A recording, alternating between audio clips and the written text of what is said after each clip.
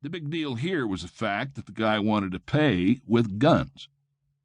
Tasker watched as an older white Ford truck crept toward him. That was one of the reasons he'd chosen South Beach as a meeting site. Over here, a pickup stuck out like a porn star in Utah. Tasker pressed the button on his Nextel. "It's cool. I'll see what they have to say. Tell everyone to stay back." 10-4, the voice said. The truck was now half a block in front of him.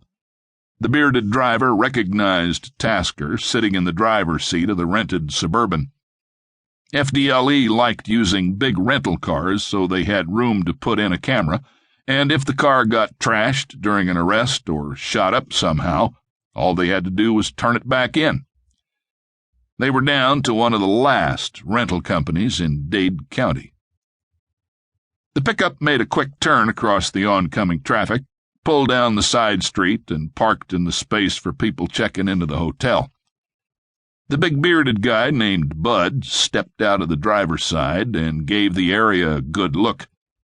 A smaller guy, about 30, dressed sharper in slick pants and a silk shirt, spent a few seconds checking his look in the truck's side mirror. Tasker could see right off that this was the man with the guns. The redneck he'd dealt with the last time was just a middleman. That was always what happened. You meet someone, identify him, and then have to arrest someone else. In this case, Tasker had an analyst do a workup on Lloyd Bud Wilson, a landscaper from South Dade, and now he saw that Bud wasn't any smarter than he'd seemed when they met last time. He just knew someone with guns. Tasker made a quick safety check of the Suburban. He glanced up at the passenger side visor, just able to see the tiny microphone for the transmitter. If it worked, the surveillance agents would hear what was going on. His Nextel was on private, and the gun was still hidden in the seats. The big redneck, Bud, waved as the pair approached the truck. Tasker rolled down the passenger window so they could talk to him without walking into the street. Tasker leaned over and said, "Hey, Bud, who's your friend?"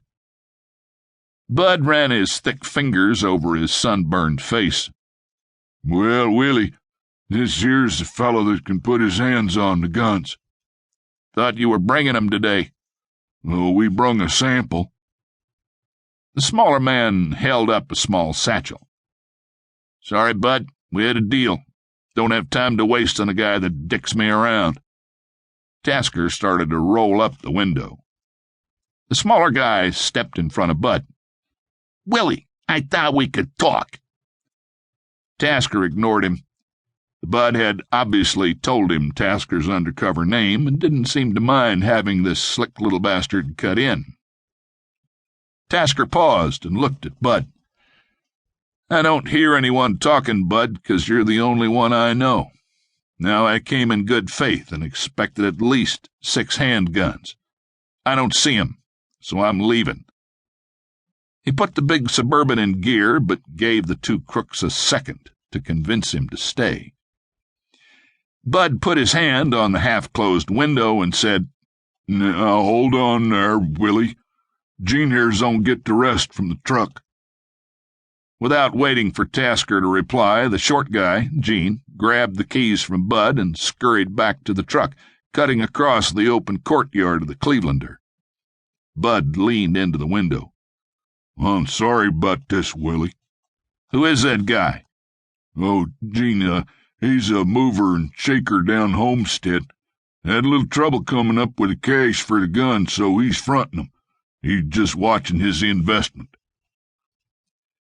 The idea that anyone in the rural community of Homestead would be considered a mover and shaker made Tasker smile. He kept his eyes on the short man as he headed back with a heavy backpack he held across his shoulder. Bud opened the rear door and slid in before Tasker could say anything. Gene jumped up front with the bag. Tasker hoped that move wouldn't prompt the surveillance guys to come in. No one liked a bad guy behind the undercover agent.